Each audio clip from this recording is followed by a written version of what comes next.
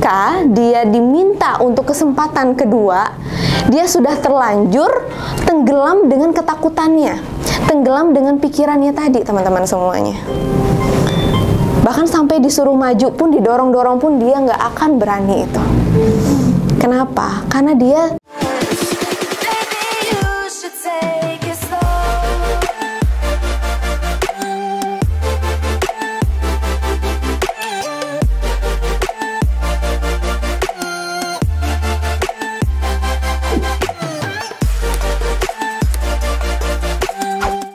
contoh, teman-teman nggak jago public speaking.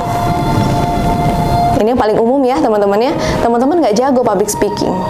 Tapi teman-teman, karena nggak jago public speaking, ketika disuruh ngomong di depan, berani nggak? Kalau takut, tapi kalau sekali nyoba biasanya jadi berani gitu. Jadi berani. Tapi ada nggak orang yang ketika disuruh ngomong di depan itu udah keringet dingin duluan? Ada. Udah gemeteran duluan. Udah sampai depan itu kesakan dia udah nyiapin nih semua list ya, list. Bahkan sampai skrip disiapin teman-teman ya. Bahkan sampai skrip, nggak hanya list disiapin. Sampai skrip, tapi sampai depan bingung, ngeblank semuanya. Bahkan sampai kertas yang ada di tangan aja itu megangnya gemeteran.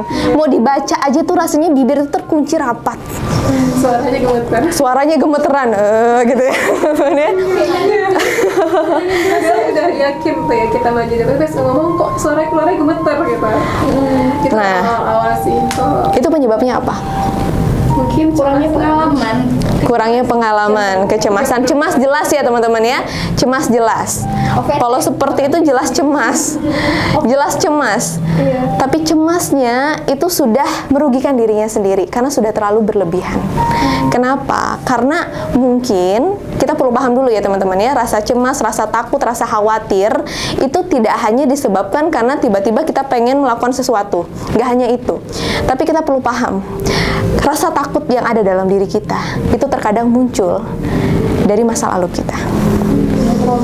Kita pernah ada trauma. Hingga pada akhirnya itulah yang membuat ketakutan di bayang-bayang kita. Mungkin pada saat itu, kasus yang public speaking tadi aja ya, bukan public speaking deh, bahasanya ngomong di depan umum doang, cuman ngomong gitu ya teman-temannya, nggak berani ngomong. Kenapa? Karena mungkin di masa lalunya, ketika dia berbicara di depan, entah dia siap atau tidak siap, ketika dia berbicara di depan, dia ditertawakan oleh audiens. Dia ditertawakan oleh orang-orang yang melihat dia sedang berbicara. Atau mungkin dia melihat nih wajah-wajah ketidaksukaan orang-orang yang mendengarkan dia berbicara. Ditambah pikiran kita itu ada yang namanya distorsi, menghubung-hubungkan sesuatu yang nggak ada hubungannya. Lengkapnya nanti ikutlah kelas-kelas yang dalam ya pembahasannya ya, apa itu distorsi, generalisasi, ada lagi delesi, itu kita perlu paham. Karena itu core of the core-nya lah ya, bagaimana kita memahami cara kita berpikir teman-teman semuanya. Balik lagi. Nah jadi bisa jadi dia punya pengalaman itu. Hingga ketika dia diminta untuk kesempatan kedua, dia sudah terlanjur tenggelam dengan ketakutannya, tenggelam dengan pikirannya tadi teman-teman semuanya. Bahkan sampai disuruh maju pun, didorong-dorong pun, dia nggak akan berani itu. Kenapa? Karena dia sudah punya memori menyeramkan dalam pikirannya ya, menyeramkan yang kita tanda kutip. Menyeramkan dalam pikirannya. Dia khawatir akan ditertawakan lagi oleh orang lain. Dia khawatir diomongin sama orang lain.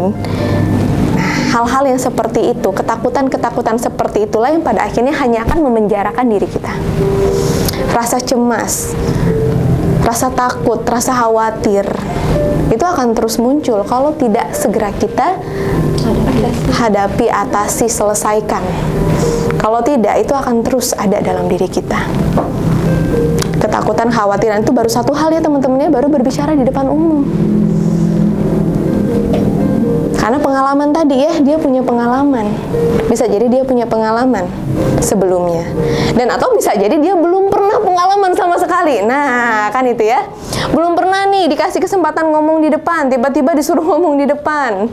Belum pernah nih pengalaman ujian dengan dosen A. terus khawatir, takut nih ya, kira-kira soalnya seperti apa. Jadinya pas ngerjain soal udah lupa semua apa yang dipelajarin kan, seperti itu ya teman-teman ya. Jadi sebenarnya yang perlu kita pahami adalah kesiapan kita seperti apa. Kesiapan kita untuk kita menghadapi masalah tersebut.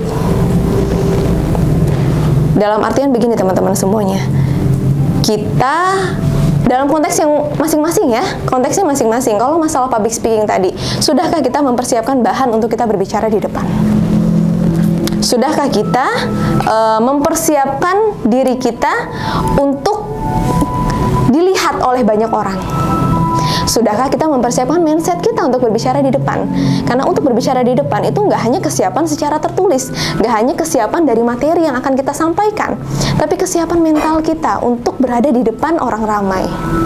Itu yang paling penting. Lengkapnya nanti silahkan teman-teman belajar materi public speaking ya teman-teman ya. Itu baru satu hal. Hal lainnya dalam kehidupan kita. Cintailah dirimu. Kamu berharga. Kamu berhak untuk bahagia. Tak perlu menghabiskan waktumu untuk membandingkan hidupmu dengan orang lain. Tak perlu menghabiskan waktumu untuk menyesali segala apa yang telah berlalu. Setiap kita telah dilahirkan sebagai pemenang. Setiap kita punya peranan hidup kita masing-masing. Maka, temukan apa yang menjadi peranan hidupmu. Bangun cerita hidupmu, jadikan dan pastikan hidupmu penuh makna. Jika dirasa video ini bermanfaat, jangan lupa untuk like, subscribe, dan silakan dibagikan kepada teman-teman yang lainnya agar semakin banyak yang mendapatkan manfaat dari video ini. Jika ada yang ingin ditanyakan maupun di-sharingkan, langsung saja dituliskan di kolom komentar kita. Saya Putri Ramadona, sampai bertemu di video kita berikutnya.